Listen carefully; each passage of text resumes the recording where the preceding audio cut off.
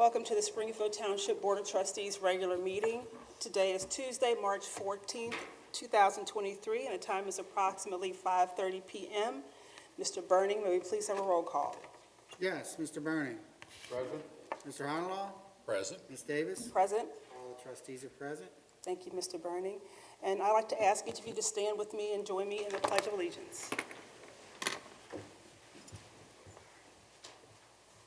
I pledge allegiance to the flag of the United States of America and to the republic for which it stands, one nation, under God, indivisible, with liberty and justice for all.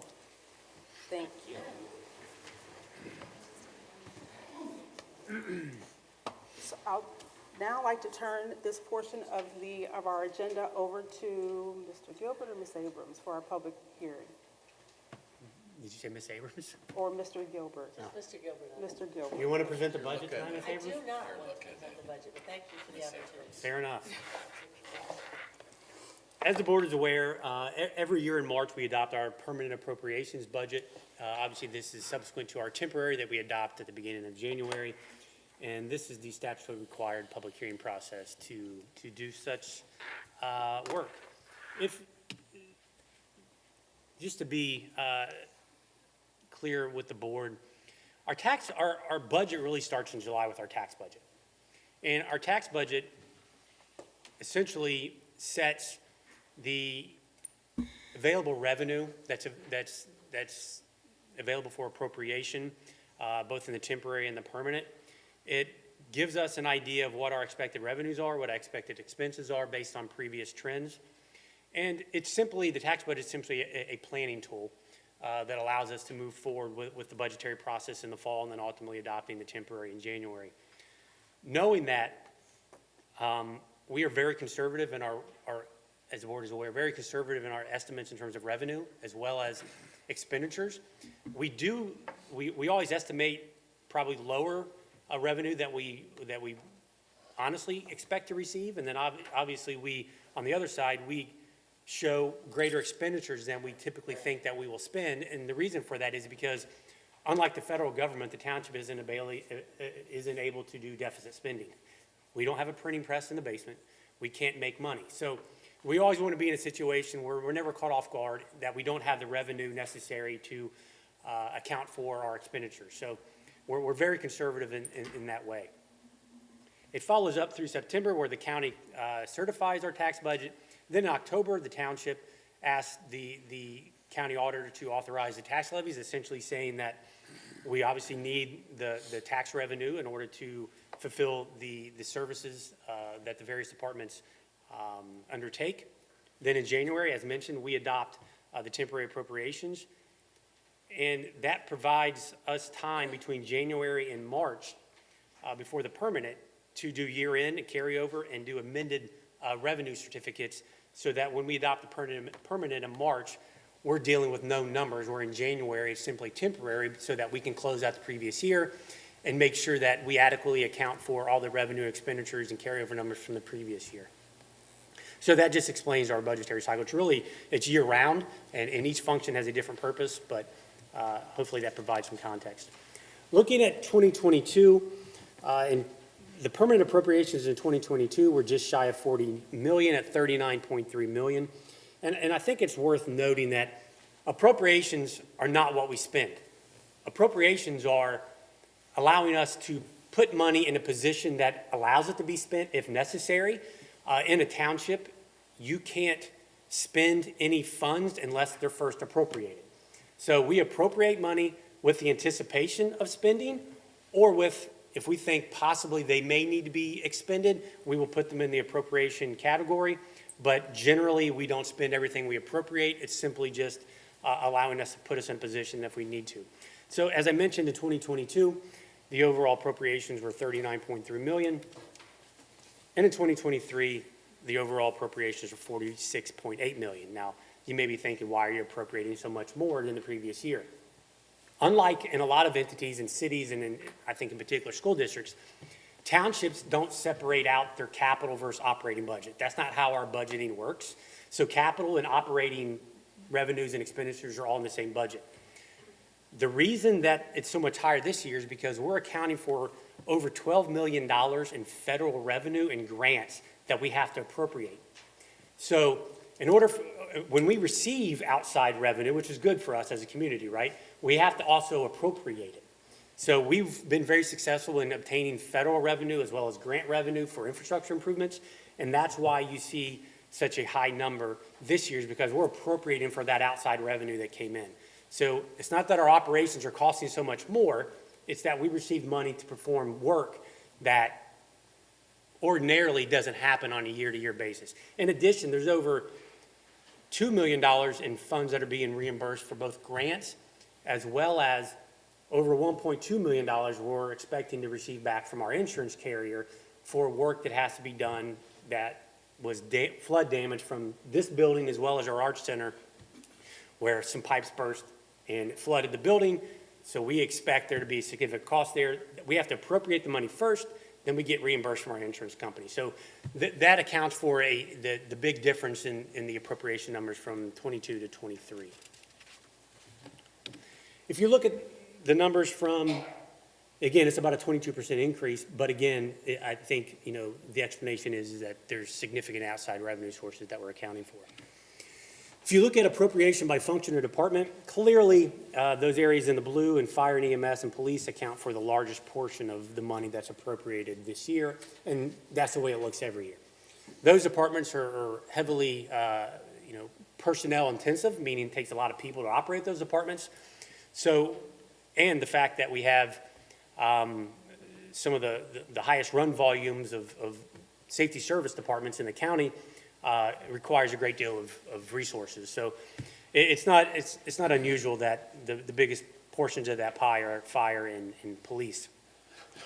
In general government, that's everything that isn't fire, police, and public works related. So general operating, it's Arts Connect, it's the parks, it's the fleet maintenance facilities, it's building maintenance, it is code enforcement. It's a lot of the things that we do that are sort of ancillary to the other departments. That is a little inflated this year because of $2 million in reimbursement grants, as well as the money that's to be reimbursed from the insurance provider, which was rolled up in the previous numbers that I showed you. A portion of those come out of that $6.7 million. So honestly, in most years, it's closer to $4.5 to $4 million rather than the 6.7 that you see there this year. In looking at appropriations by department, again, in general government, I think we talked about that just a second ago. You see the inflated number there. It should be closer to around that $4 million, a little more than $4 million. After this year, that $2.8 million in reimbursement will not carry over into 24. In public works, slightly less appropriations due to some infrastructure improvements that happened last year. Were a little more than they are in 23. I expect that to go back up in 24 with some of our planned infrastructure improvements there. In police, there's an increase in appropriations, mainly because of a few capital projects that we're doing, both with some cameras as well as purchasing a few vehicles, unmarked detective vehicles and things of that nature. In fire, same situation. We have some capital that we have to do to not only some of our fire department actual construction, our buildings necessarily, doing some reconstruction in some of those, some improvements, but also some capital that needs to be done with fleet. So we're looking at purchasing a new rescue truck. At the same time, we are purchasing a new ambulance this year. So again, because capital and operational is lumped together, the variability changes from year to year based on what we're doing on a capital or a vehicle replacement schedule for that particular year. And then I think it's important to note, as I talked about, we don't spend everything we appropriate, that it's simply a placeholder. And this is evident by last year in 22, while we appropriated almost 40 million, we only spent 73% of that. That just shows you that we appropriate it with the expectation that if we have to spend it, it's available, but we know that we generally don't spend everything we appropriate, and that's evident by only spending 73% of that from the previous year. When you look at revenue, and I know this chart can be a little daunting to look at. In the general fund, the variability comes in with just income tax revenue through the Joint Economic Development Zone. It varies from year to year, but in general, it stays right around the $3 million mark. So it's not, and then obviously, if we expect some outside sources of revenue, which is what you see that trend is in the last 2 years, but generally stays pretty flat. Same with Public Works. In the police district, you see that jump. That happened in November of 20 when we so graciously was approved with the voters of a $2.5 million levy for fire and a $2.5 million levy for police. That's where you see that increase in revenue come in there, which was desperately needed to maintain services in those departments. And then the ambulance EMS fund, that's EMS billing that we do. It's soft billing, so we bill insurance providers, and that stays relatively flat at around $1 million a year. Looking at infrastructure spending, over the last 7, and this would be the 8th year, the darker green area is the amount of funding that the township put in with our internal tax revenue. The lighter green is outside revenue, grant revenue we received from outside of the township that allowed us to perform much more infrastructure improvements than we would be able to otherwise. So we've been very successful at leveraging our internal revenue with grants from the outside, and I'm happy to report that in the last 8 years, we've done $24.6 million in infrastructure improvements. $11 million of that came in grants or outside sources of revenue that we, as taxpayers, didn't have to spend from our internal revenue sources. So that's huge. And I think we have about 400 streets that we're responsible for in Springfield Township, and I think it allowed us to pave close to 125 of those. Still have a long way to go, but at the same time, being able to repave, over 25% of your streets in a matter of 7 or 8 years is pretty unheard of for any jurisdiction. And I think it's due to our ability to leverage our internal revenue with obtaining outside sources of revenue. So where do we go from here based on those trends in our revenue sources and our expected expenditures? What we typically do is we look 5 years out and say, where are we going with our projections for both revenue and expenditures? And again, with the projections, we're always very conservative in terms of what we expect in revenue and also what we expect to spend.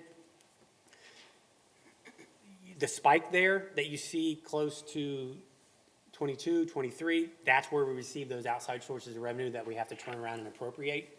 So you see it on the revenue side and on the expenditure side. But generally you see that trend, moving upward. That's the variability in the JEDS revenue. Where we get concerned is that where that top line gets close to the bottom line. That means our revenue is getting really close to our expenditures. We never want to get in a situation where those lines intersect. It's what we refer to as the bow tie effect. And that's because that means then you're spending more than you're bringing in. And that's what's happening there toward the tail of that chart, is that our available revenue, meaning what we bring in on an annual basis, also what we carried over, meaning what we have available, like our savings account, if you will, we're starting to dip into that savings and we're spending more than we're bringing in on an annual basis. It doesn't always happen every year. It's project specific. But that's where we get concerned, and we either have to figure out ways to raise revenue or cut costs. So that's what we pay attention to. And if I showed you this chart next year, it'll show a little better of a picture. That's because, again, we're very conservative, and I know that our carryover numbers are going to be better than what I'm showing on this sheet, but I never want to be in a situation where I'm too optimistic and it doesn't pan out, because then we're in a bad situation. So we always show a little more of a gloomy picture than what we know is in reality. It's to protect us from the downside. And again, that spike there is that what we talked about earlier in the presentation, is that over $2 million in outside revenue that we received and then consequently we had to reappropriate. In the police district, we're looking pretty good. You see where that separation happened around 2020, 21. That's where the levy was approved. So they got a little more revenue. So it allowed us to build up our reserve. What that allows us to do is to stave off when we have to come back out for a levy. We always try and carry over a significant amount of money because I know at some point we're going to have to live off that savings, and that's where you get additional years out of a levy. You can never spend everything you bring in the beginning of a levy because you always want to build up that savings because at some point your expenses are going to exceed what you're bringing in on an annual revenue standpoint, and you want to have to start dipping into that savings, and you want that savings to be big enough to last you a pretty long time to prevent you from having to come out for another levy. In the fire, not looking as great. Why is that? Well, there's a lot of reasons. The fire department hasn't been around as long as police, so they don't have the history of levies and building that reserve like the police district does. At the same time, the dynamics in terms of how the fire department has operated have changed significantly since it was created 25 odd years ago, which is, in the beginning, we predominantly relied on part-time staff, which is much more economical from a pay standpoint. Our run volume wasn't as high, so we didn't have to have the staffing on station that we do now. And the equipment was fairly new because we inherited it from the private fire districts when we created the public one. Today, we're dealing with a job market where there are really not part-time medics to be had at the level that we need them to staff adequately for our run volume. So we've had to hire more full-timers. In addition, the equipment that we had in the beginning has become obsolete, antiquated, frankly no longer operates. You can't repair it. So we've had to replace the equipment due to just failures, but more importantly and equally so is technology. We've had to keep up with that in order to provide top-level care.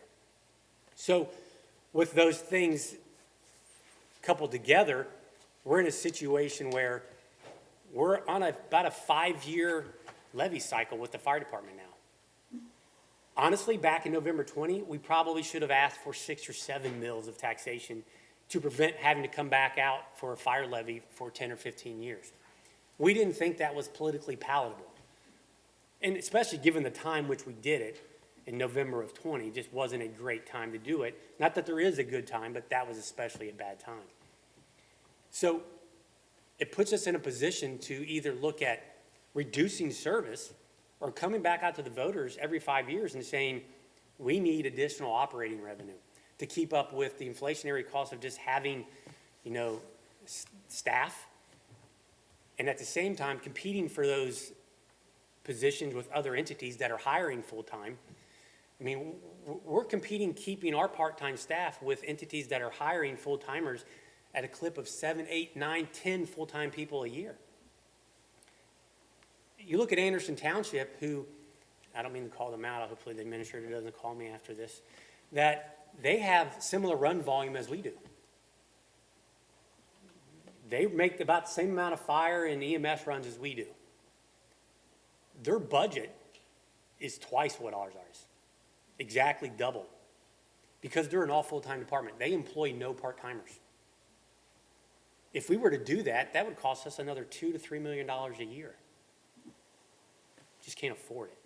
So we're trying to maintain a system that the market isn't allowing us to really maintain anymore. We're hoping that the market shifts and allows us to come out of it a little bit, but the capital needs are still there.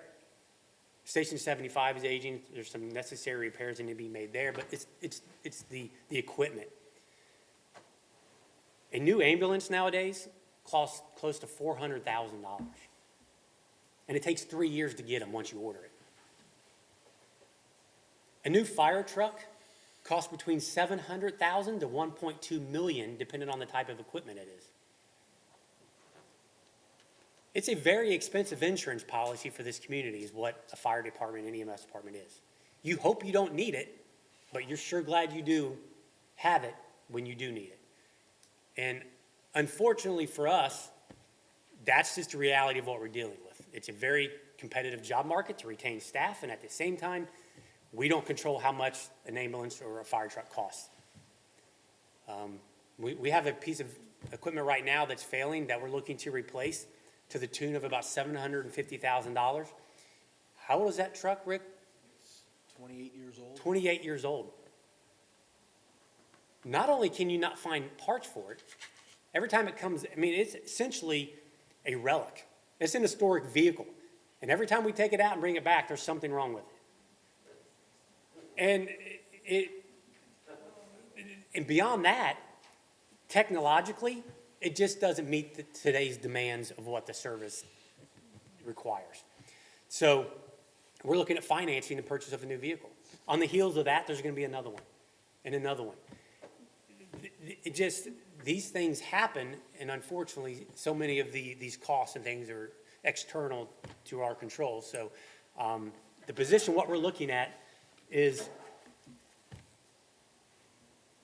we're probably going to be back up before the voters and sometime in 24, 25. Hopefully we can save it off to 26, but it's just the nature of the beast.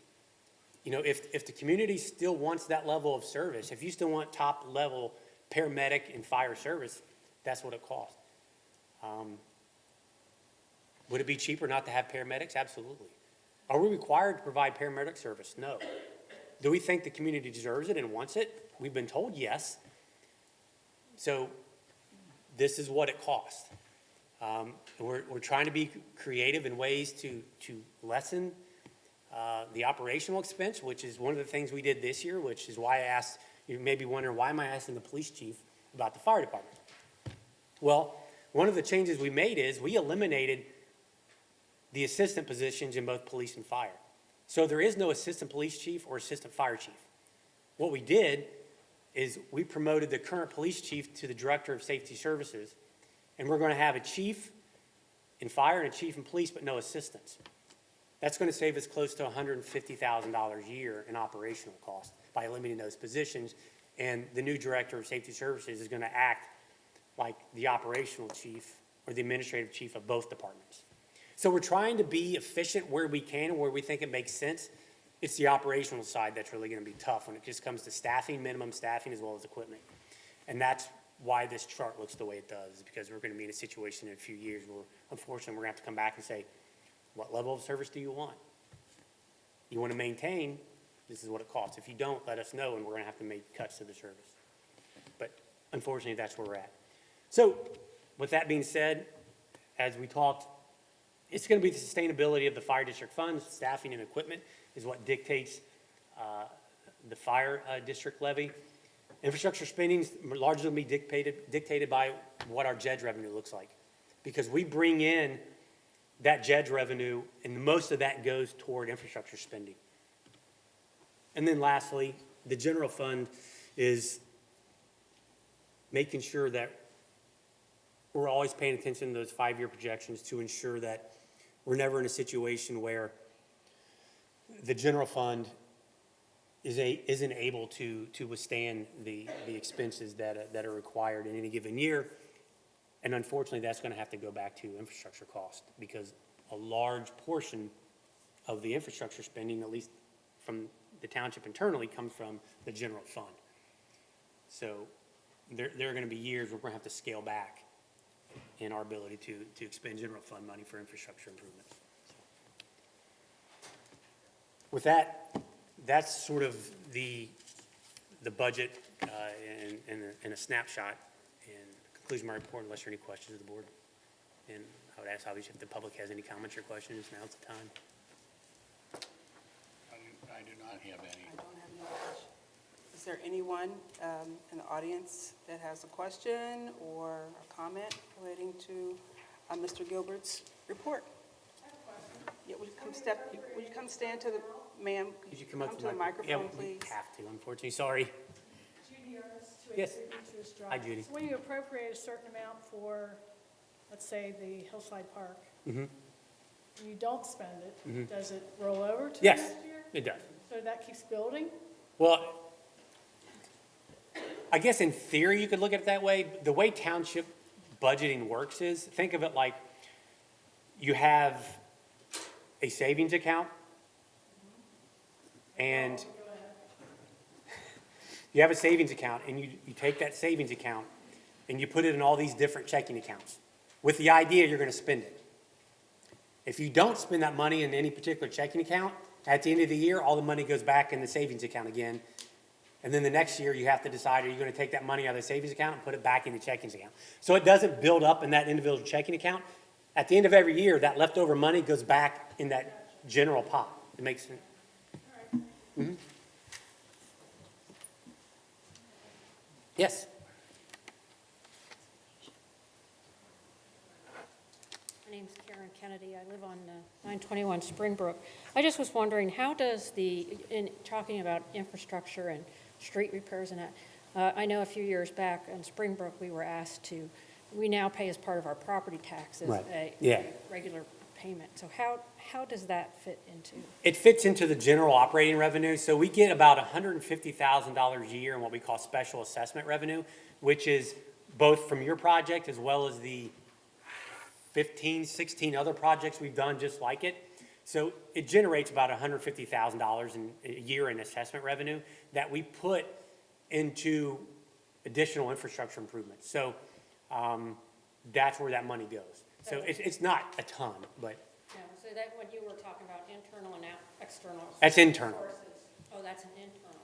I consider that internal. An external source of revenue is some federal funding we may get or grant revenue that we may get from the county or the state. And how do you decide when you ask people on a street to pay and when you don't? Every project in the last 6 or 7 years since we adopted our master plan where we laid out that process every project provides an assessment. But you don't assess every street you redo and every. Yes, we do. We do. Okay, so you are assessing right now. Yes. Yeah. Every street improvement that happens, the people that live on that street are required to pay a certain assessment amount. I'm lucky enough to pay that.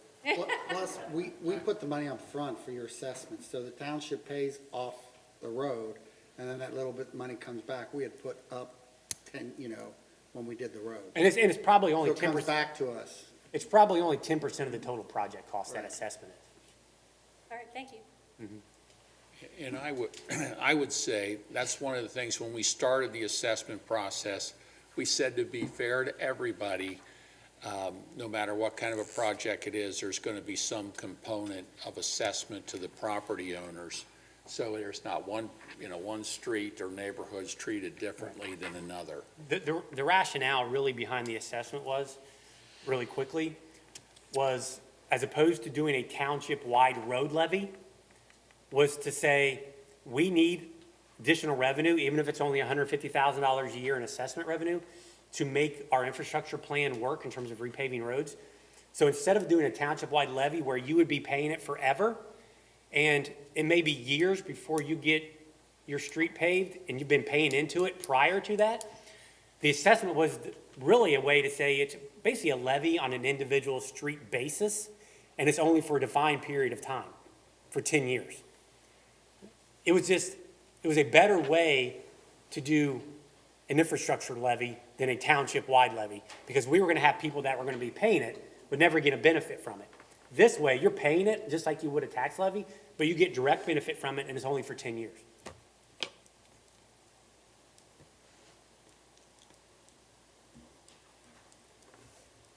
Anyone else? Thank you, Mr. Gilbert. I know you put a lot of hard work into that, and we really appreciate it. Next, we have approval of minutes, our regular session, February 14th, 2023, and our regular work session, February 28th, 2023. Do we have a motion? So moved. Seconded? All those in favor? Aye. Motion carries. Mr. Bernie, will we maybe please have your financial report? Yes, Ms. Davis. For the month ending February 28th, 2023, the township expenditures were $1,786,390.83. And the receipts were $892,841.37. This gave us an ending cash balance of $23,858,571.61.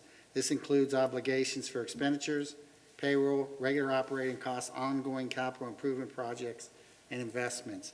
What I request from the board is the approval of the receipts, warrants, payroll expenditures, updated and current revenue reports for the period ending February 28th, 2023.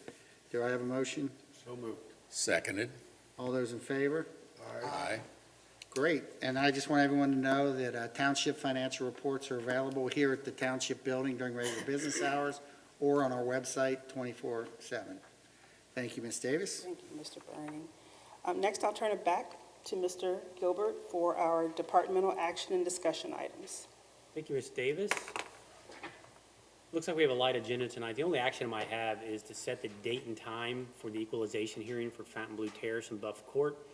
This is exactly, what was asked a second ago is this is a required process to make sure that the assessment amounts for the Fontainebleau and the Buff Court projects are equal and apportioned correctly for that particular project. So what I would ask is to set that date and time for our next meeting in April at 5 and 5:15, or do you have another? 4:45 and 5. 4:45 and 5. That works for me. Okay. That'd be fine. So Fine. with that, entertain a motion. So moved. Seconded. All those in favor? Aye. Motion carries. The next I have on the discussion item is just the personnel update. Again, an unusually light personnel update. Is the only activity we had was in the Public Works Department, where we had the return of the seasonal labor of Ben Peterson, and he will be summer help. There are no other changes in personnel for the month of February. And now I'll turn it over to Kim for community events and program. Thank you. On April the 21st, we're going to have a dinner theater program back at the Grove Event Center, and that is Portrait of Aretha. We've invited St. Mark's Missionary Baptist. They will actually be singing in the show along with our performer, which is CeCe Tennille. And then on May 13th, we will have an artisan fair out here in the grass field, and that event has actually been expanded. We're going to have 64 art and craft booths for people. That event goes from 10 a.m. to 4 p.m. Thank you, Kim. The board has copied of all the other departmental activity reports, and so unless there are any questions to those, that concludes my report. Thank you, Mr. Gilbert. It appears we have one resolution before the board this evening, resolution number 24-2023, modifying the schedule listing each street on which parking is prohibited or restricted within Springfield Township as required by Section 302.2 of the Springfield Township Parking Regulations. Do we have a motion? So moved. Seconded. Mr. Burning? Aye. Mr. Honolo? Aye. Ms. Davis? Aye. Resolution carries. Next on our agenda, any old business before the board? I do not have any this Any evening. new business, Mr. Burning? No. Next, we come to the citizen participation portion of our agenda. If there is anyone here tonight that would like to address the board, please step to the podium, state your name and address, and I would ask each one in the audience to please be respectful of the person who's speaking and to remain quiet during that time. So if there's anyone who would like to come up and address the board, please do so now. Good evening, everyone. My name's Felicia Thompson. I live at 7161 Winton Road here in Finneytown. Mr. Gilbert has made us aware that you guys really don't have any comments to make in regard to the Whitaker Development Project that's currently with the school board. We just want to let you know as a community that should they bring forth like any plans to put multi-unit housing there, for you guys to change zoning, we strongly oppose any type of multi-unit housing going on that spot. Okay, thank you. Thank you. Thank you very much. Is there any? I would say one thing, and Mrs. Thompson, just so it's clear to everybody else that's either watching this or here this evening, one of the reasons that we can't take any position on this thing is nothing has been brought to the township yet. And if something is, we'll have to end up being the judges of it. And so it would be inappropriate for us to start making comments before we have been presented with anything. Right. We are aware of that. Mr. Gilbert explained everything to us. We just want to let you know, just put it on your radar, that's all. You know, we know that we have to keep limiting our discussions to the school board right now and let them be aware of our thoughts in regard to this. We just want to put it out there on your radar so you guys are aware that when and should it come before you guys for a decision to be made, that we oppose multi-unit housing at that site. That's all. Okay? We know you can't comment. Thank you very much. We appreciate you taking time to express your thoughts. Yeah. This is pretty interesting. I'll be back. Normally, we don't have PowerPoints, but yeah. I might if she comes back next month. Yeah, there you go. Is there anyone else? State your name and your address, please. Good afternoon. Good I'm Ron Shoemate, 9790 Turway Lane, corner of McKelvey and Turway. And I'm sure the board, as well as everyone else, is quite aware of a recent event that occurred on McKelvey. We know that the municipality is doing everything they can to control everything that is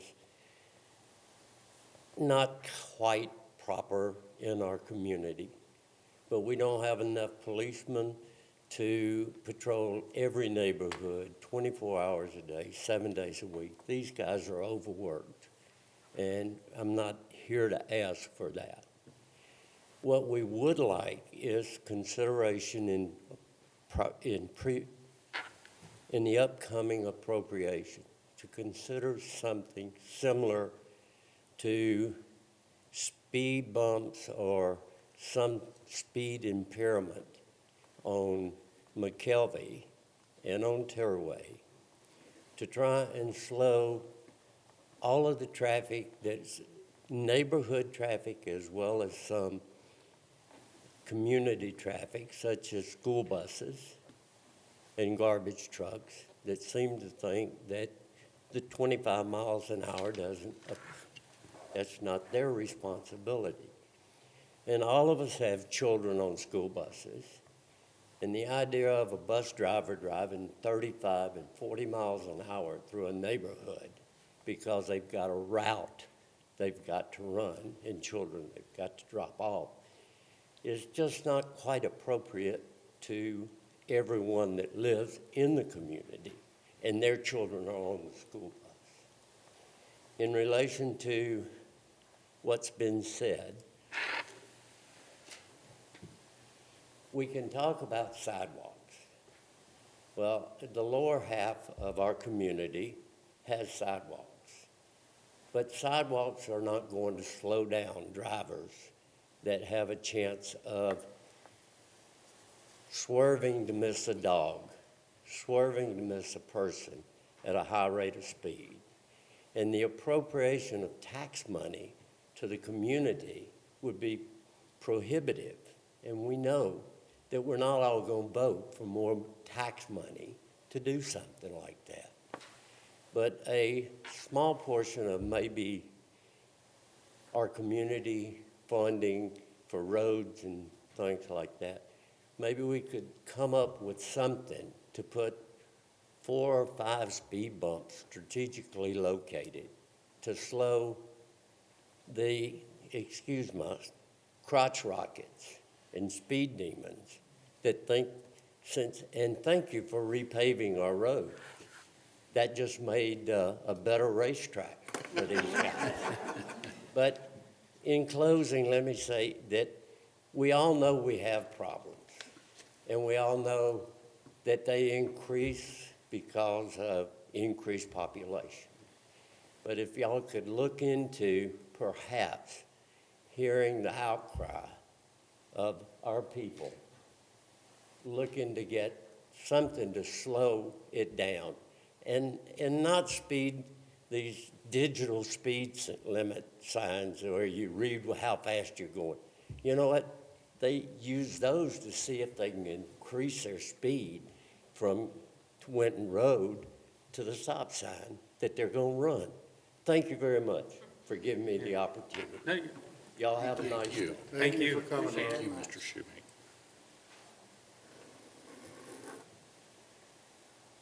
Teresa at 92 McKelvey Road. I would first like to thank the Springfield Township for I know you guys are overworked. I thank you for saying that and stating that. I appreciate everything that you guys do.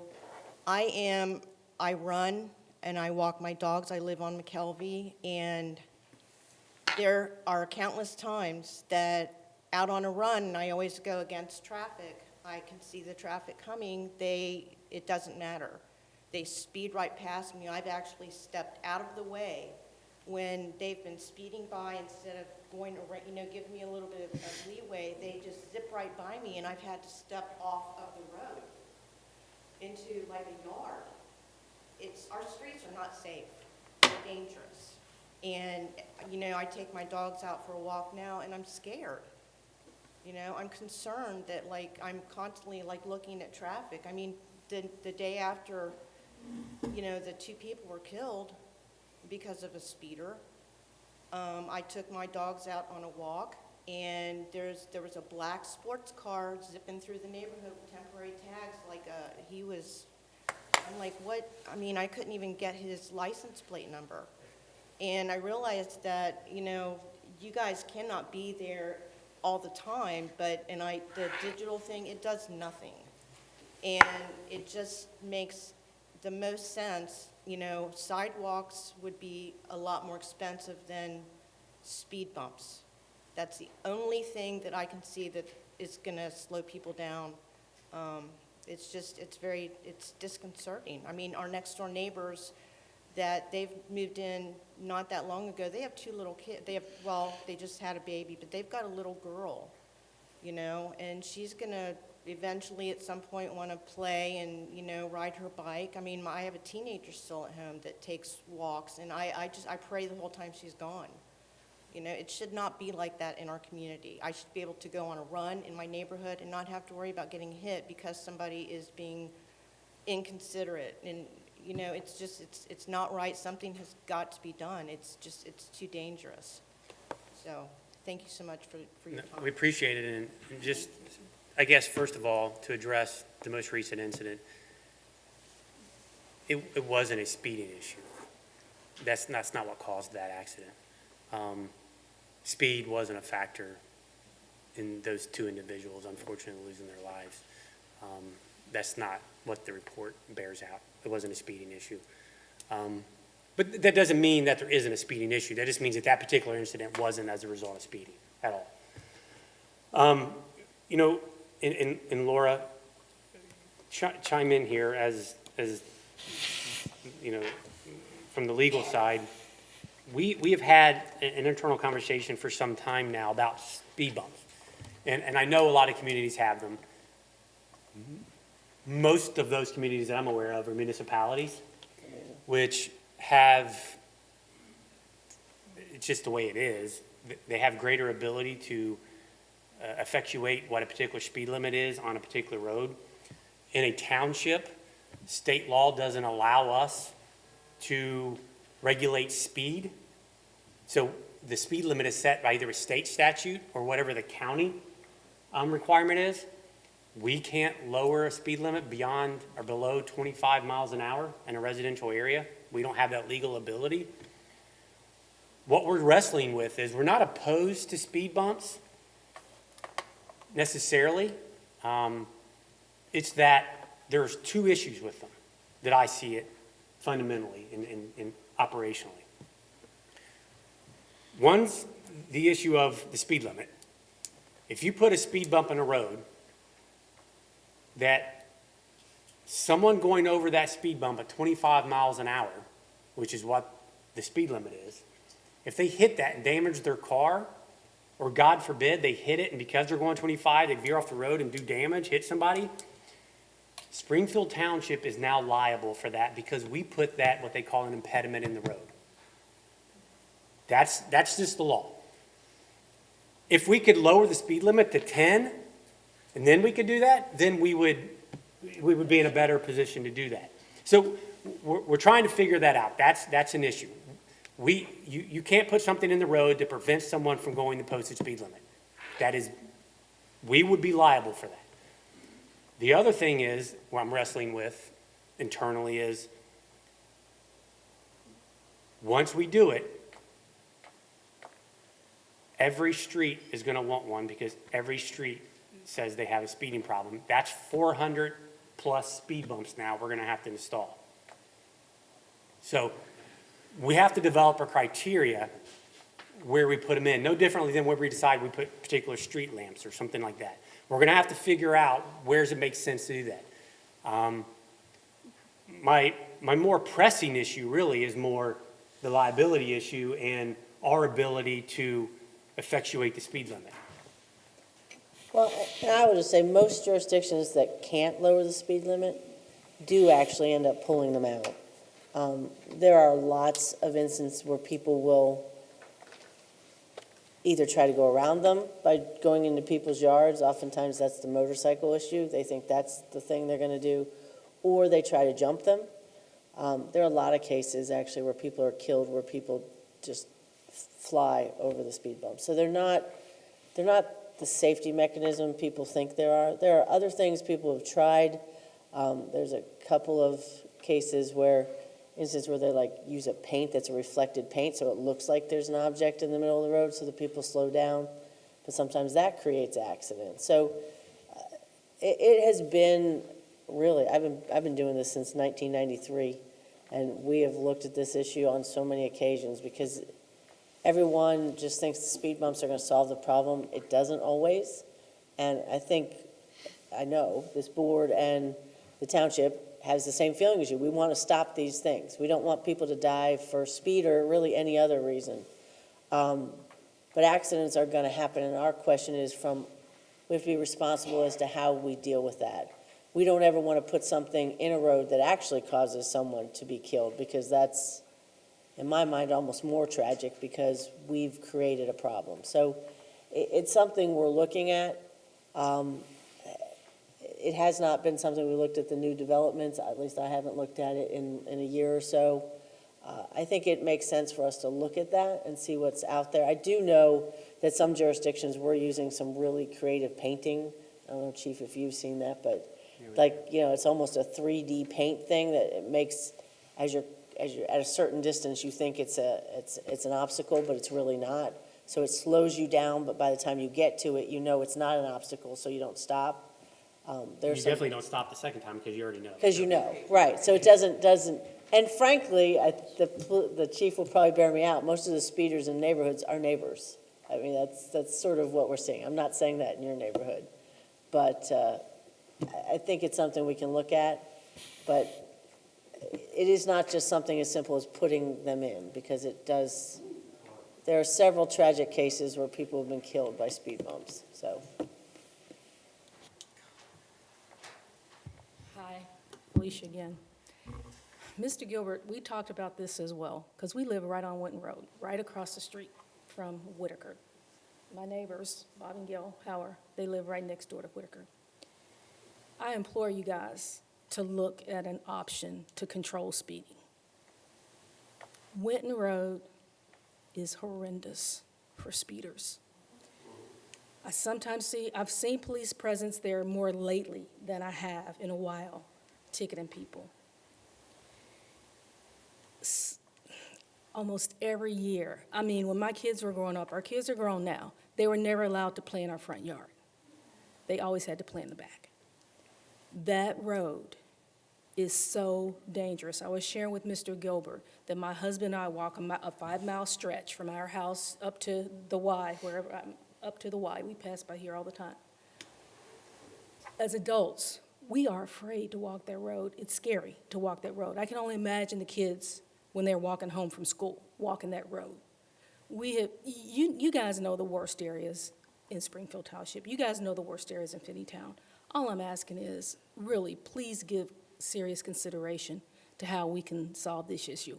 I mean, cars coming up and down that road 50, 60 miles an hour right in front of our houses.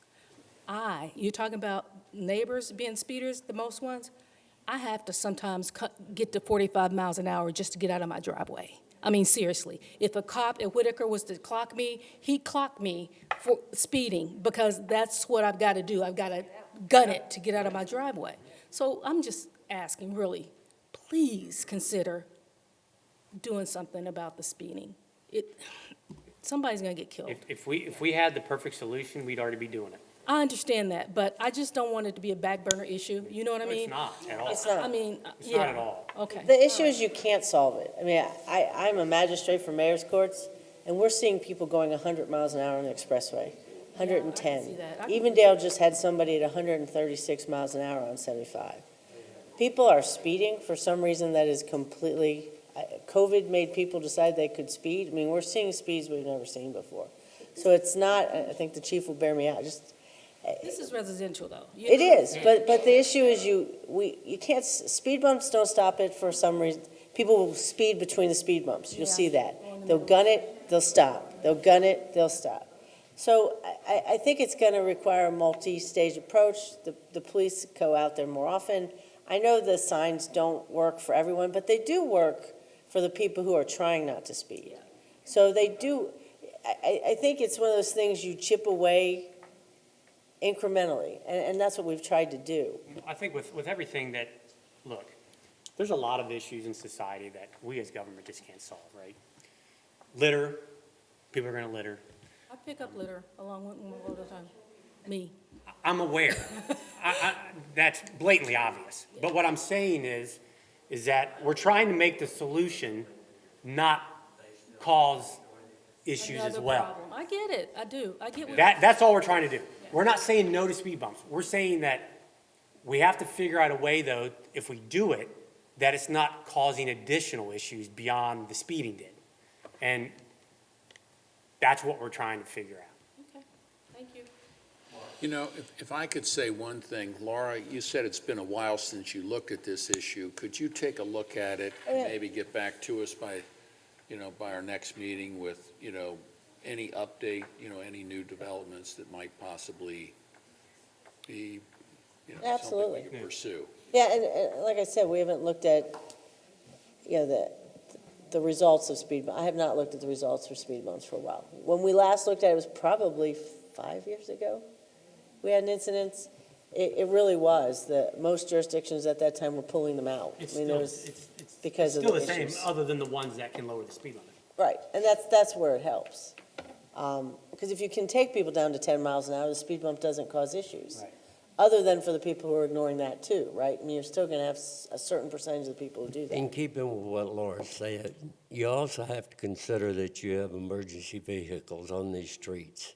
If you've got someone that's got a stroke and has to get to the hospital, if they're slowed down to a 5 mile an hour pace, That's the other part. then you have an opportunity for somebody to die on the way to the hospital. That's not fair. Okay? The studies have shown in neighborhoods where there's speed bumps, it adds 2 to 3 minutes to the response time. Well, again, I'm from Atlanta, Georgia. And our small communities, they had a little bit more leeway than you did on cut-through streets and things like that. And we had several streets that had really speed bumps. I'm talking about 2 concrete block deep, and they slowed traffic. But that was a reason to do that, because people were driving 60 miles an hour on these roads. Might consider the cost of a speed bump, and then look at what technology is today. We have 4,000 stop signs in Springfield Township. Each one of them are on a post. Each post has accessibility to daylight, and they make cameras today. that are solar generated. And perhaps we could consider in these zones that we find are so bad that we could use speed cameras. I mean, little towns in Kentucky, Tennessee, Alabama, all throughout the United States, at their dangerous intersections, have cameras that take tag numbers and send tickets to people all over the United States. In Ohio, it's been declared unconstitutional. Well, that's, unconstitutional does not bring a mother back. I'm just telling you, it's against the law. Yeah. In Ohio. They had them in Elmwood. We need to consider working towards getting that law changed, okay? They're actually going the opposite All I'm way. here for is to ask for, you brought your point up, I'm just bringing another point. No, that's fine. I'm just responding with what Yeah, the, but the legal side of things are. In fact, the state legislature is going even further, they're pushing more chips in, and they said they're going to not allow you to have speed cameras, period. What you can do now, and it's still constitutional, is I could have a police officer in a car with a camera, and then you can do it that way. But the officer has to be with the camera, which kind of defeats the point. yes, it is. So now they want to go even further and say, you can't even do that. That's what your state legislature's doing. I understand that, and I understand. They have a bill and before them now to do that. I understand your dilemma. Yeah. And I'm only trying to to be a co-defender of your position based on a Yes. resident's position. I can And understand that. up until 2 minutes ago, I didn't know that the state of Ohio Yeah. prohibits that. Yeah. So Yeah. with And many that- states don't. Many states allow it, but Ohio does not. With that understanding, then we need to find another solution. Reducing the speed limit, and I like what you said, that's all well and good, but it ain't gonna do a dadgum bit of good. Because people that speed are still gonna speed. No, what I meant by that was, it's a two-pronged approach. Yeah, I know. If I reduce the speed limit, then I have less legal liability by putting that speed bump in the road. This is true, but as you just said before that, We can't do you that. can't do that. Right. Rest our case. Yeah. Yeah. Unless we petition for law change that allows townships to affect speed limit on township We roads. all need to, instead of sitting here talking with y'all, we all need to go to Hamilton County and tell State. them. State of Ohio. State of Ohio. State of Ohio. We need to get them to pay attention to what's going on. Yeah. Because if you guys try to do something and your hands are tied, Yeah. then the citizens that are so intent on getting something done should step up to whoever they elected. Yep. To the state of, State representative, yep. and make them work harder. I agree. Because you guys are working as hard as you can. You guys are working as hard as you can, and we're approaching this, it's your fault. Yeah. And in reality, you guys are just the ones that catch the blunt of the complaint, and it's not your fault. I don't think you'd want me to have a meeting in the future and say, hey, we put a speed bump on the road. Somebody hit it going 25. They went off the road, went through a house, killed all kinds of people. I don't want to hear anything that takes another person's life. And that's my concern. Period. That's my, or I don't want to spend millions of dollars of your tax revenue on a lawsuit. And I don't want anything that affects these people back here Mhm. any more than they've already been affected Nor do we. by what they've had to put up with. But we need, all I'm saying is we need to put the issue out in that if you're unhappy with what's going on in your neighborhood, ask the question Yes. first. Can you do anything for me? You're sitting there, and I understand this, don't misunderstand me, I'm not upset. Yeah. But if you can't do it, I gotta go to who can. And if it's a legislator in Ohio that promised he'd hear me, Yeah. if I can't get the you-know-what Yep. to go talk to him like I'm here, Yeah. then it's my fault that nothing gets done. Thank you very much. And I think that's a perfect approach because unfortunately, the state legislature is going to listen to you much more than they will us. Hopefully they will. Thank you. I just have one more thing to add. Last year, or the year before, there was, I don't know what was going on, there was quite a bit of police officers sitting on Turway, just sitting on the side of the road. I don't know what was going on. I was walking my dog. It looked like a lighthearted little thing. Like I said, I don't know what's going on. And I told one of them, I walked up because I was walking my dog, if you guys would like to write tickets out all day long, all you have to do is sit on the end of our street here and down there, and you can write tickets all day long. And I kept an eye out, and I never saw one police officer the following 2 weeks. Now, I will be more than happy to make a phone call every time I see a speeder. I will gladly do that if there's no solution. I'll be glad to do that. I mean, that wouldn't do anything because they Well, can't. what are we supposed to do? Just. No, I mean, I think what makes sense, and we're not trying to be combative here, we're just trying to tell you that this is the quandary we've had literally since, I've been doing this since 1993. This is a quandary we've always had. This is not the first time there's been a speeding issue before the board. It's not the first time we've tried to solve a speeding issue. So we are completely aligned with you that the speeders are creating a problem and they are harming people. We're not at odds with this. It requires a lot of approach. And I think what makes sense, and this is what Mr. Honnold suggested, I can work with the police chief and our road superintendent and see what we can figure out what makes sense at this point. There are some new things that the road superintendent and the police chief may know that I don't know. So I can look at it from the approach of what is the legal liability at this point and what are we seeing? Are the newer speed bumps, are they different than they were 5 years ago when I looked at it? Is it less likely that the harm caused by someone going over a speed bump is going to harm someone than it was previously? I don't know the answer to that. So is there a safer way to do speed bumps now than when we last looked at it as a project? I don't know. So I think it makes sense for the three of us to get together and obviously with the administration and see what we can figure out. Come out and see if there is a solution that helps or multiple solutions that help. Obviously, increased police enforcement, which I'm sure they do in that area. I mean, we do targeted police enforcement for speeding in various locations when we see that it's necessary. But like we've said, you can't do it all the time. The police officers can't sit there constantly. So give us a moment to try to figure out a solution that makes sense. This isn't a board that's just going to do something that may create more harm. But we're not asking for a long period of time. We understand this is an issue. We understand it's an issue everywhere. Like I said, I'm seeing more speed than I've ever seen.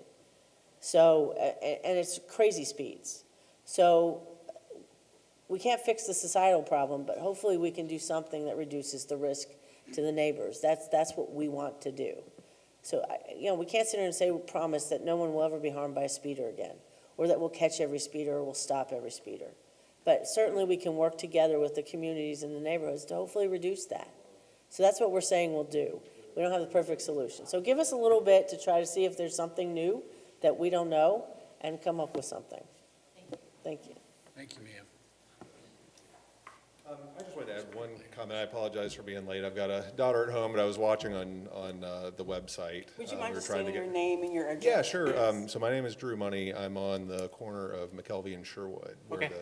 the stop there is. And I talked with Michael Gould, I guess a couple of years ago when the repaving project happened about potentially having speed bumps, and he explained all the same things, and I get it.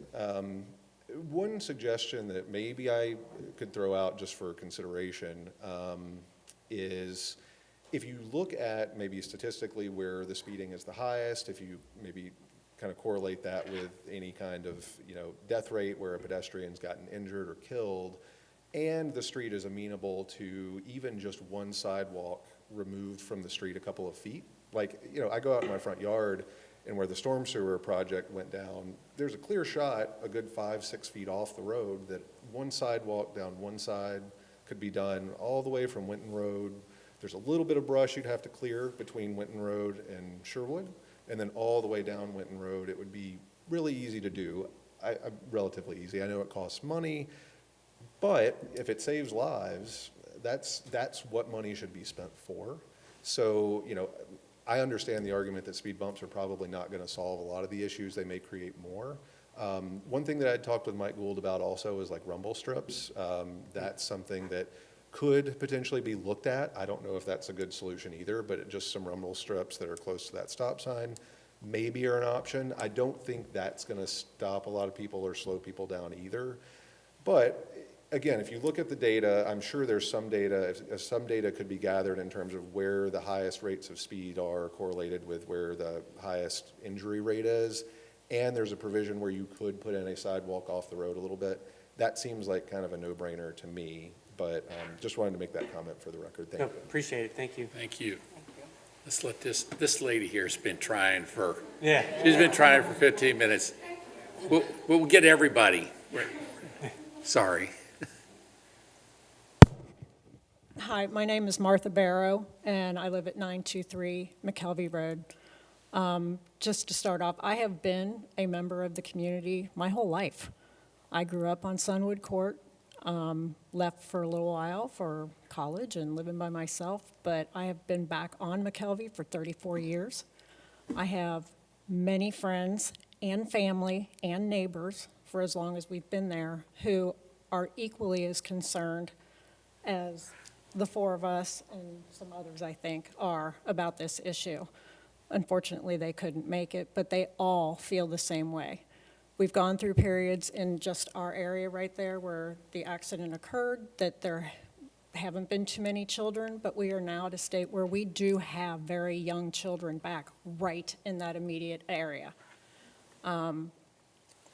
Just to let you know, we have a huge yard with huge trees, and in the nicer weather, in the back, it's totally shaded, so my husband and I often sit on the driveway later in the afternoon just to be able to get some sun.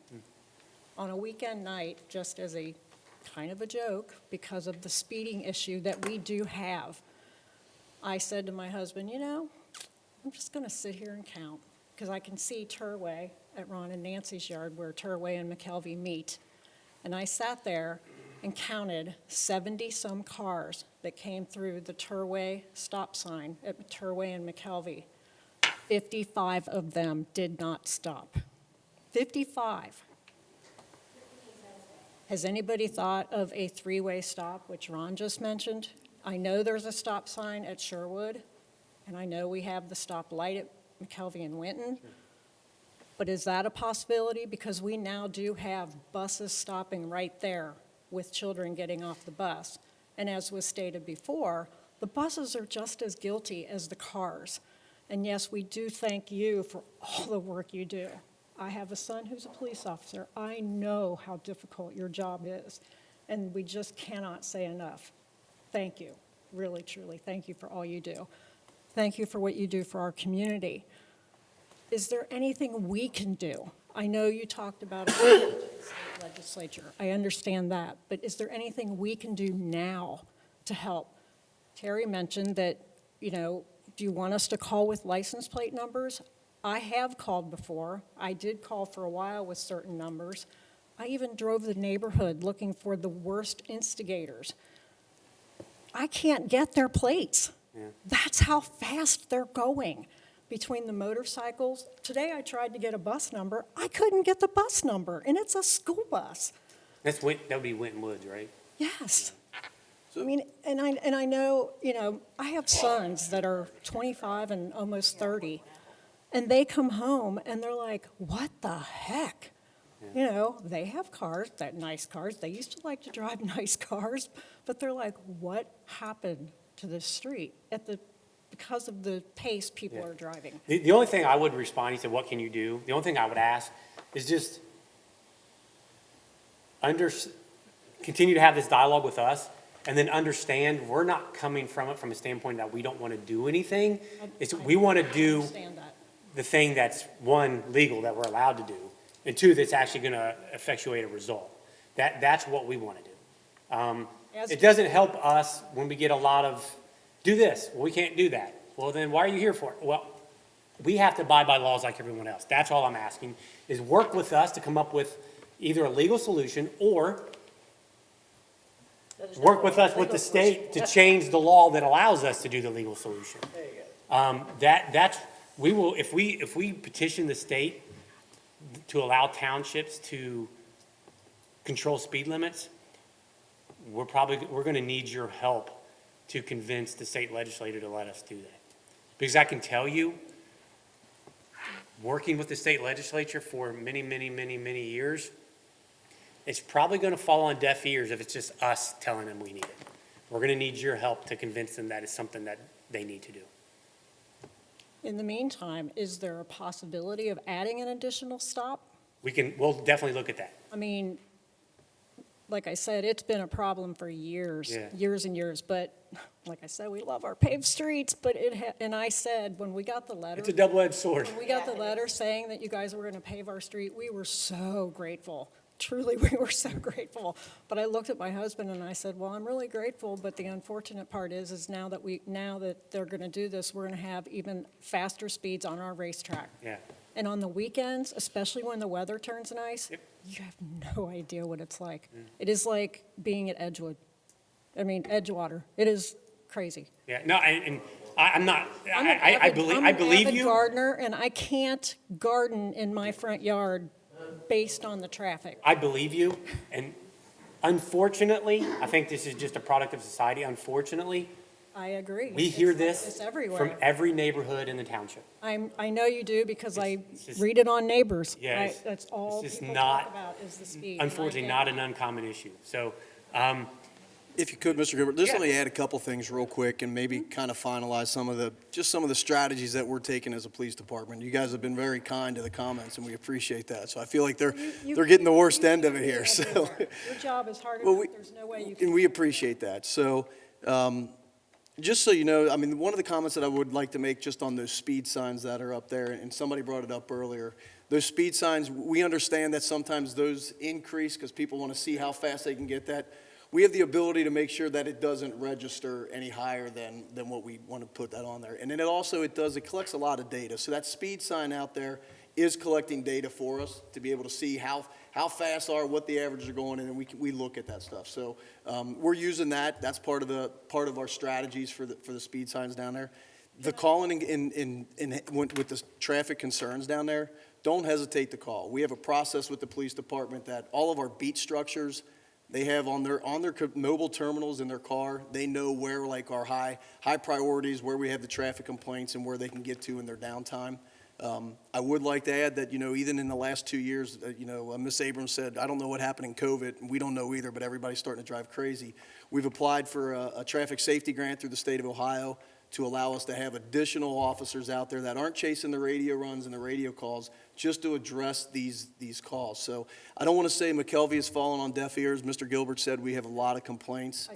I know we have tracked over the last couple years 3 official complaints that people have actually called and said, hey, the stop sign.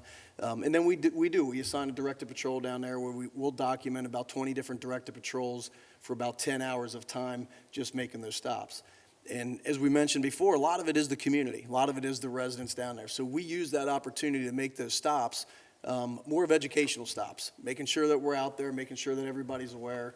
We know that ticketing everybody is not going to solve the problem, but being out there, being visible, educating them what the dangers are and what the speed limits are, those are important to us. So I just want to let you guys know, and on top of that, with all of the traffic safety issues that we've had over the last couple years, we will be having something in the middle of April in a community night where we can invite the community for yourselves and other communities where we can discuss some strategies and some relationship building on how we can address those traffic concerns with the police department. So we're looking at that probably the mid of April to be able to have something here at the township where we can get and have this further discussion a little more where there's some little more informal back and forth of some strategies to face that.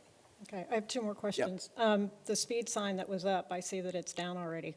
Is it not feasible to leave it up longer? I mean, So, I know yeah, people don't abide by it, but. What we did is now we put it up there for a week, and then we take that data, and then we'll take the charts and that. So we can keep putting it back up. We just want to kind of see, once we put it up for a week, it'll kind of give us what that data is for each day, depending on what charts that we look at, what high speeds are, what low speeds are. And it is kind of, when you say that about the motorcycles and stuff like that, we can almost see on our charts, whoop, there's this peak. That's where somebody went through there on a motorcycle or something like that at a high rate of speed. So, yeah, that's why we put them up for about 7 days. Then we'll take them back down, and then we can put them back up. I think we're going to put it up further back in the neighborhood when we had another complaint back there where they said, well, they're not speeding as much in the front, but they are in the back too. So I know the one was just put up right down where the incident just occurred. yeah, And then I had called at one point a year or so ago, and they put one up, but they put it on a pole that was yep. too close to the stop sign. Well, again, So that's- people are naturally slowing down. yeah. And I think Because what there's a it pole does is it'll further get the east. speeds from a distance. So a lot of that times, Okay. like people will call and say it's not in a really strategic place for the Right. speed, but it is collecting the data for us. Okay. And then a lot of times at the stop sign, it'll show us, did they stop or did they just kind of slow road to a 5-mile-an-hour stop? So it'll keep track of that data too, so. As far as most of the people back there are concerned, that Turway stop sign does not exist. Yeah. Because we only live 2 houses from Turway on McKelvey, and you'll look and you'll wait and look again, pull out, and somebody's on your rear. And you're like, where did they come from? Because they weren't there before that. So, all right, well, I thank you for your time.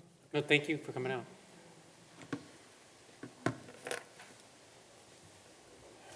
Robin Hendley, 6341 Ridgefield Drive. I live down in the South Finneytown neighborhood. Shifting a little gear, but not to take away from what you were talking about. We handle things on Ridgefield a little bit different. When somebody's outside and they're speeding, whoever happens to be in the front yard, we literally yell to slow their ass down. And I've walked right out to the curb before and dare them to hit me, and that usually has an impact. Except when you get there. Yeah, we don't recommend you walk out into the road.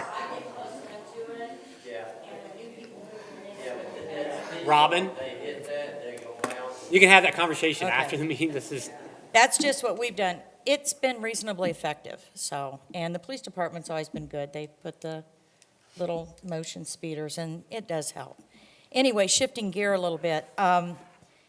I don't know how many of you may have seen it, but WLWT did a news broadcast last night. I don't know if it was on the 11 o'clock or not. There was also a follow-up story. I read my news online.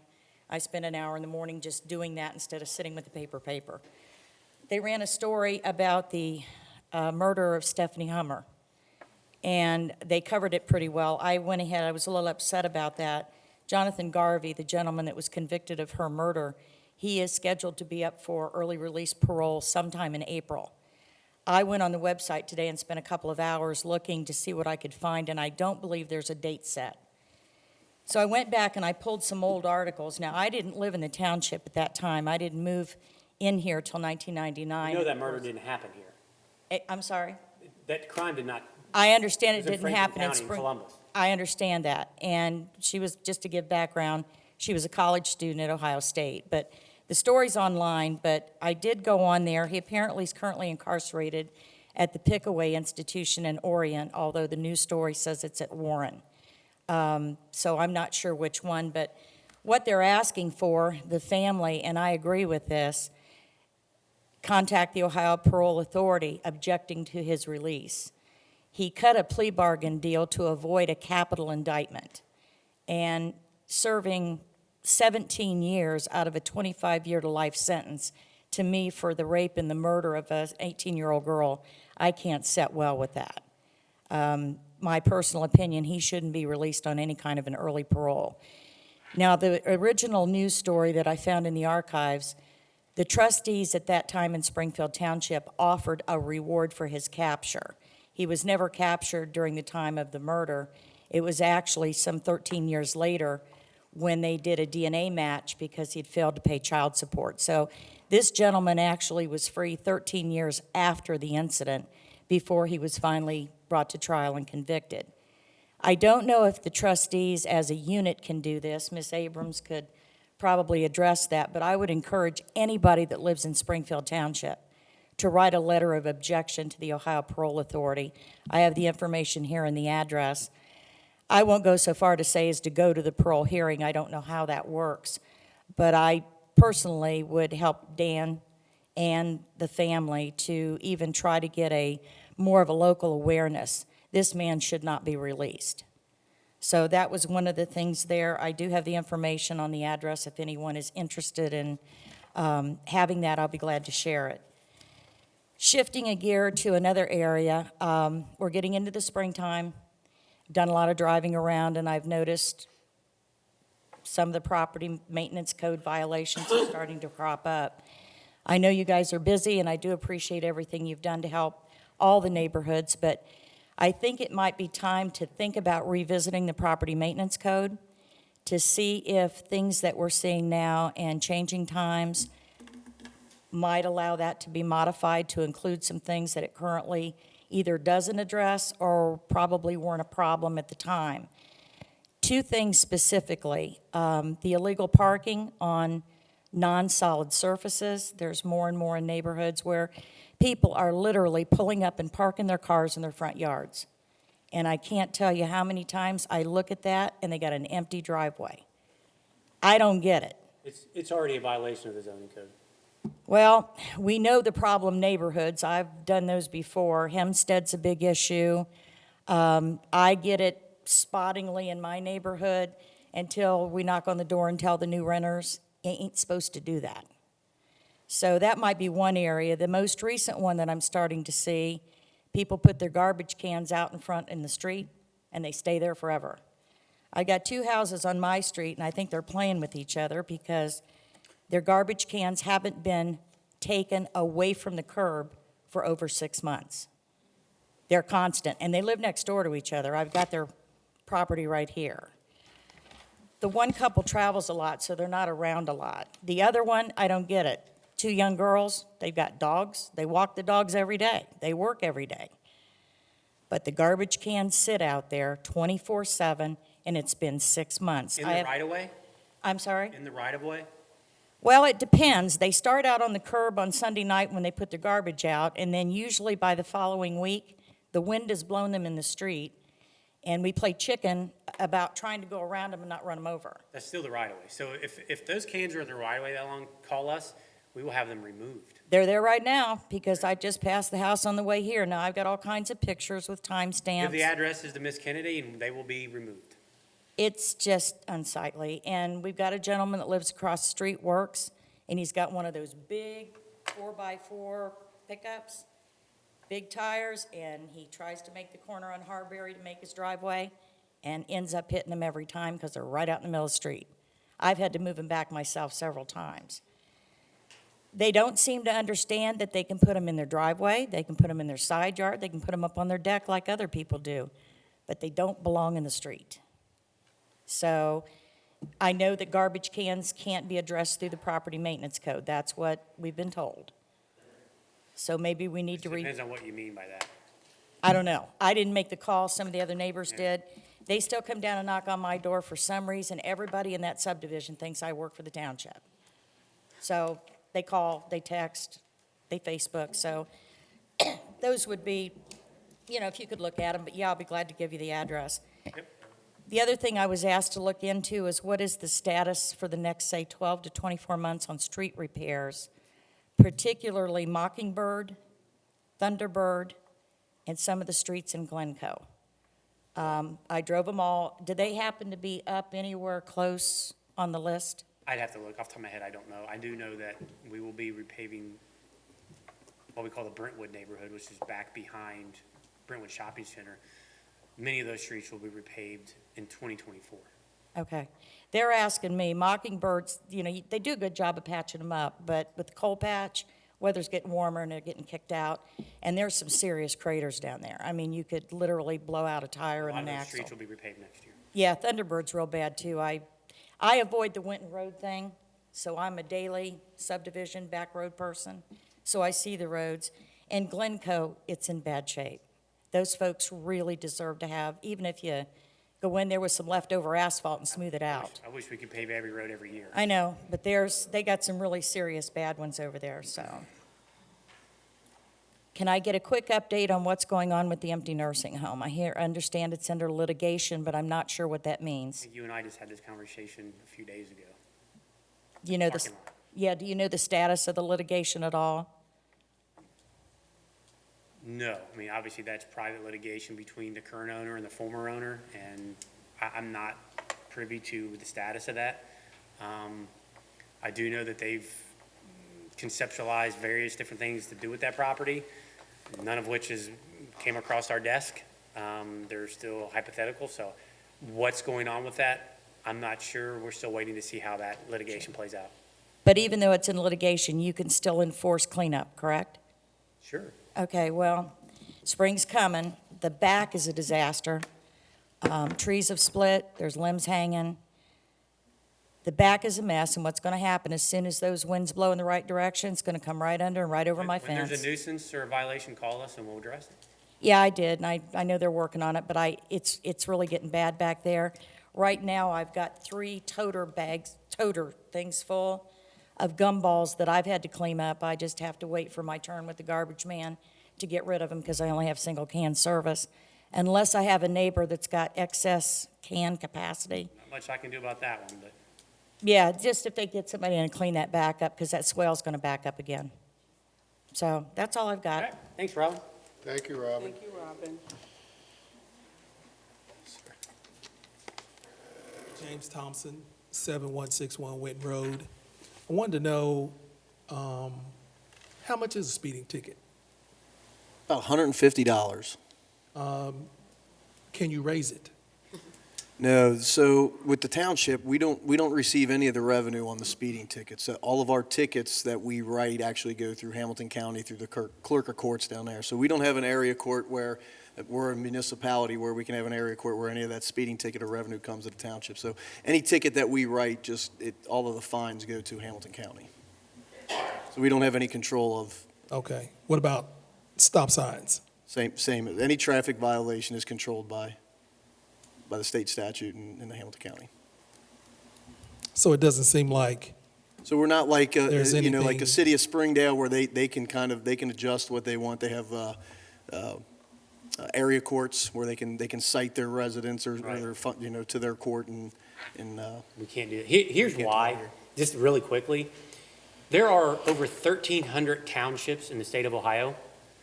Probably 85 to 90% of those are very rural in nature. The state statute, frankly, hasn't caught up with townships like ours that are more urban and large like ours. They think, the state legislature in Columbus, they think of statutes or of townships like the other probably 1,200 of them, which is they're very rural out in the country. They don't know how to do anything. They can't take care of anything. They couldn't deal with a court. They couldn't. So essentially, the state law, when it regulates townships, doesn't really take into account townships like ours. The sophistication. Yeah, they just don't. Now, they have a little bit, it's gotten better, but it's still the township laws are very archaic as it relates to ours. They still see us as some rural farm community. That's what literally, that's how they prescribe the law. They look at us like we're the majority of the other townships, and they're not wrong that the majority of the townships are that way. But there's probably less than 100 townships in the state that are even remotely like us. Most of them are very rural, but I can tell you, I've testified before the legislature, and you tell them we have a senior center or an arts center, and they look at you like you have 2 heads. Like, what? Where'd that, no, a lot of them, they lump us in a whole different. we go to the Howard Township Association conference every year where we try and lobby.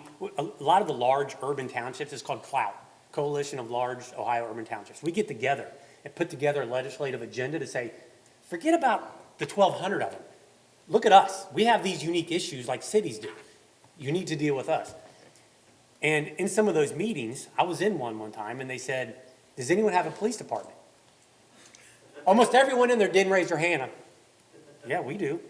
What's your budget for the police department? And at the time, this was 15 years ago, I said, $5-6 million a year. everyone in the room almost fell out of the chair and said, our entire budget for our whole township is $500,000. You have trustees driving the snowplows. You don't want me driving the snowplow. That's, No, we don't. that's the mentality that we're dealing with when we talk to legislatures. They can't even comprehend a community like ours. And a lot of the largest townships are in Hamilton, like Westchester's the largest, and then Greene and Coleraine are next, and then you have Anderson and Springfield. We're some of the largest townships in the state of Ohio are just right in this area. So they're in Columbus and Cleveland, and they just think, well, yeah, that's out in the sticks, that's a township. Not true. Well, that shoots down my theory. I just don't, I mean, what can you guys, your hands are tied. Our hands are tied. You know, That's why we try and be as creative as we can with the laws that we work within. all right, thank you. Thank you.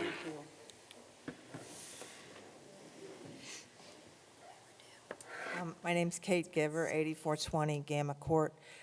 If this is the situation, is there any consideration for incorporating? I guess that's the first question.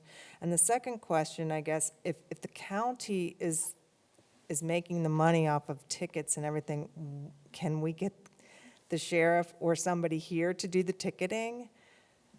I mean, why would our police have to do that? They get the ticket money for running the courts. Yeah. So it pays for the courts, not the law enforcement. So it's not, that doesn't really go to the sheriff, it goes for the court system. Okay. So there's no incentive for really any cops to really write tickets then? Well, there is if they want to keep their job and we tell them to do that. Regarding the incorporation question, that's an interesting one. And a lot of townships, we just talked about Westchester, they've looked at it and they did a study. And we've done one here too. On its surface, it looks like that would be the answer. It would make sense. It depends, how many hours do you want to have this conversation? Because no, my point is, it's not a simple answer because really quickly though, if we were to incorporate, then it adds more expense than it would bring in revenue. What I mean by that is, when you become an incorporated city, now Winton Road is our responsibility. Every county road becomes our responsibility. We would have to create our own building department. We wouldn't be able to use the counties. We'd have to create our own health department. We wouldn't be able to use the counties. So many more responsibilities would then be ours, and we wouldn't generate the revenue adequate to now take care of those additional requirements and expenses because we're a bedroom community, meaning the income tax revenue wouldn't be there to pay for those added expenses. If we were Westchester, I could argue they probably have the best case to incorporate because of so much business they have. But even when they looked at it and determined all of the now roads that are the county or the state would be their responsibility and everything else that would go along with becoming a city, they determined that financially it's still better for them to be a township than it is a city. Thank you. Here, here.